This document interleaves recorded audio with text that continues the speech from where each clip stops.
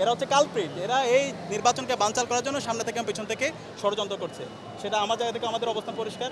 এরকম যারা এই স্টাফ যারা এই ধরনের নির্বাচন বানচাল করার চেষ্টা করতেছে তাদেরকে ধরে তাদেরকে থানায় দেন, তাদের বিরুদ্ধে রিমান্ড দেন এবং তাদেরকে খুঁজে বের করেন।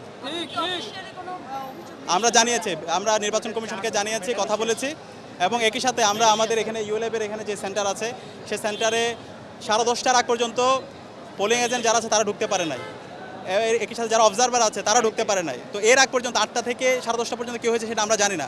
তো এটা কেন হবে? আমরা কাল রাত থেকে আমাদের এখানে পোলিং এজেন্ট আমরা ঠিক করে রেখেছি, অবজারভার ছিল। তো এই ধরনের মিসম্যানেজমেন্ট এটা নিয়ে আমরা আশঙ্কা অনুভব করছি।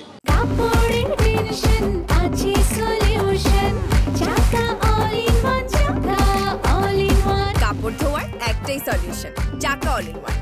এবং আমরা নির্বাচন কমিশনকে বারবার বলছি ওনারা যেন পেশাদারিত্বমূলক আচরণ করে। এই ডাকসু নির্বাচনের মাধ্যমে আমরা গণতন্ত্রের একটা স্থায়ী রূপে যেতে চাই, সারা দেশকে একটা মেসেজ দিতে চাই।